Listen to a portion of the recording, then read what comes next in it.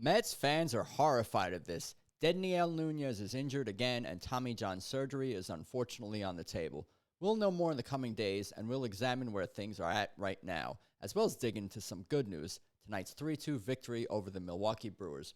I am Adam Choit, your host for today on Mets Digest, and before we dig in on today's topic, I just want to take a quick second to break something else down, because as you can see, nearly 70% of you guys watching these videos are not subscribed, so definitely remember to click subscribe. That is appreciated for sure. So let's get into it. The Mets won a game, and they won a game, and they won a series. How about that? Look at that, 3-2. They took 2 of 3 from the Brewers. And do you guys remember the last time the Mets actually won a series? They split versus the Braves somewhat recently, but their last series victory was actually versus Washington Nationals last month. It's last month now, June 10th, 11th, 12th in a sweep. So it's been quite some time since the Mets actually won a series. So that is definitely something nice to see. And it was quite a thrilling game out at Citi Field in front of a packed crowd. And this was, of course, one of the key moments in the game, if not the key moment in the game, where Luis Torrens threw out Christian Yelich trying to steal second upon further review. And as you can see here, the freeze frame, it appears that the tag was made before Yelich got his hand in, and it was the correct call, says me. So what a great win for the Mets tonight. Very nice performances from David Peterson, much needed with all the injuries going on in the pitching, for him to step up and give them some length and quality. Stanek was throwing fire out of the pen in the 8th, striking out the side. That was wonderful to see, as well as a key hit from Soto and an RBI.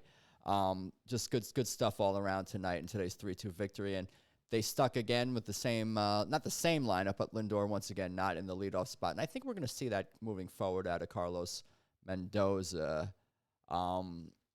moving forward, keeping Lindor out of the leadoff spot, because if it ain't broke, don't fix it. So I'm pretty sure we'll see Lindor not leading off this weekend against the Yankees. But we'll see what's ultimately decided. But yeah, a nice win for the team. But I think we should get into some of the not-so-good news from today, so let's do that. Here's a quote from David Stearns about the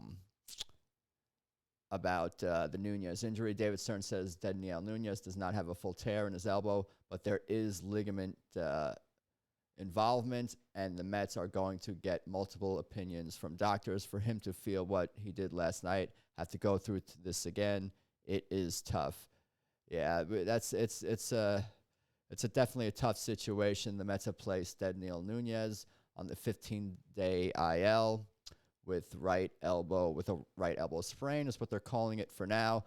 Carlos Mendoza says that Tommy John surgery is on the table for Núñez. That is not what you want to see if you're a Mets fan, but it is what it is. Not ideal.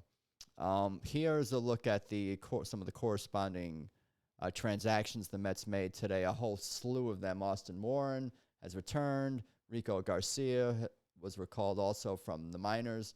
A couple of relief pitchers. Blackburn was also placed on the 15-day DL. Not ideal as well, although his performance has been the polar opposite of what Núñez has been really in his entire career. Justin Hageman was also recalled from the minors, and he may get a start this weekend. We'll see on that. And Blake Tidwell was sent back down. He got the victory last night, but he did not have, I would call, an amazing performance despite some length from him.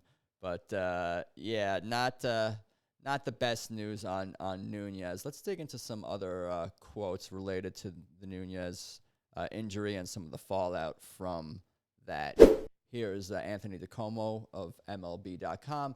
Dedniel Núñez, one of the most talented, high-leverage relievers the Mets have developed in recent years, is weighing a second Tommy John surgery to repair an injured right elbow ligament.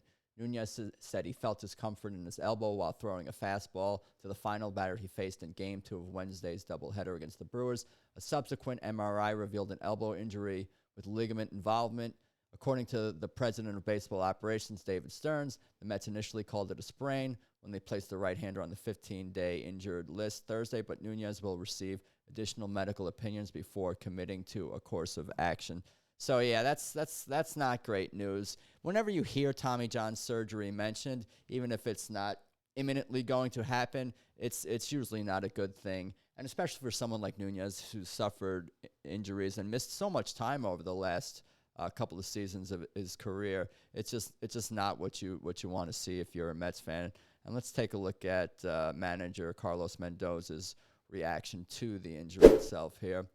It sucks. You feel for the kid. You feel for the athlete. Obviously, great kid, great person. He was huge for us last year, and you were starting to see some of those signs again, the way he was throwing the baseball. We've just got to wait and see, pray for him, and support him, but we've got to wait. Very measured, pretty standard, typical response from Carlos Mendoza. Empathetic, but also being realistic and a realist and honest about the situation with Nunez. I mean, I want to just pull up some of Nunez's stats, which I did pull up somewhat recently as well in another video, but they are pretty eye-popping for sure. I mean, look at this guy with a .99 WHIP, 2.82 ERA, 59 strikeouts and 44 2/3 innings over the course of his career. Small sample size, small-ish sample size, but certainly enough to call him dominant. He's been a dominant, pretty electric pitcher to watch pitch. He topped, I believe he topped 99 in his last outing when he was, before he got injured. So we'll see what happens. Prayers for him. Hope things work out, and he comes back to the Mets healthy soon enough and does what's best for his health, of course. But lots of things in flux, as you saw, based on those transactions. As you know, the Mets have had a whole slew of injuries to the pitching staff, in the pen, the starters, guys coming up and down. So many things going on. But there is some good news as well on Kodai Senga. I think I have a quote here ready to share with you guys. Let's find it. There it is. David Stearns is per SNY. David Stearns was asked if he. Oh, this is in reference to this weekend. I'll get into that in a second. Where did the quote go for Senga? I had a Senga quote here somewhere. Anyway, Senga is having a rehab start this weekend, so he will his return should be coming soon. Hopefully within a couple of weeks or so we'll see Senga returning. So that's good news on that front for sure. There it is, right here. Quote. Sorry about that. Anthony DeComo. This is per Anthony DeComo. Kodai Senga, with his hamstring injury, will begin a minor league rehab assignment on Saturday or Sunday, and then we'll see. Carlos Mendoza said it's possible Senga only needs one rehab start and can make it back before the All-Star break. That's a great sign. That's soon. The All-Star game is coming up, so it would be quite nice to see Senga back on the mound.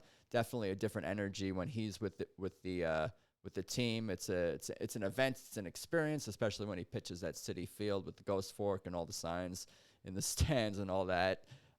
Talking about his strikeouts. We're gonna have to see how the Mets rotation shakes out this weekend. I don't believe they've named a starter for Friday or Sunday, per Gary Cohen during tonight's broadcast. And also, this is the one I had up earlier, that David Stearns also did have a press conference earlier tonight before the game, talking about a number of topics, including answering questions about whether the Mets would consider calling up notably Brandon Sproat or Nolan McLean from AAA, a couple of prospects. And that's something he wants to avoid. David Stearns was asked if we would consider calling up one of the Mets' top pitching prospects for a spot start. My preference is not to bring up a top prospect for a spot start. My preference. That's the key term right there. But desperate times can sometimes call for desperate measures. So we'll see on that. And again, I kind of mentioned this in the last video, where I don't think you're going to ruin a pitcher's career if they come up to the majors and have a shaky start. It wouldn't be the end of Sproat's career or McLean's career. Obviously, you want to try to call these guys up when they're ready and they're good to go and they're here to stay potentially. But again, desperate times call for desperate measures. So we'll have to see if those guys get called up as early as this weekend, even against the Yankees. But we'll see on that. On that note, let's take one more look at the standings here. I got them. There they are. I grabbed it right off the SNY broadcast there. The Mets are now 1.5 games behind the Phillies. Plenty of games left. What do we got? 70-something games left in the season. Plenty of time to make up 1.5 games. So let's enjoy the victory tonight. Let's pray for Dedniel Núñez because his stuff is electric, and we want him back healthy soon enough too. But what do you guys think? What do you guys think of the Núñez injury? What can the Mets do to continue to build off the series victory versus the Brewers? Is anyone going out to Citi Field this weekend to see the Mets-Yankees? I'm sure it's going to be an electric atmosphere. But again, let me know what you think about the team, the current state of the team. Please comment and like, subscribe, share the videos. That is all appreciated for sure. Let's go Mets.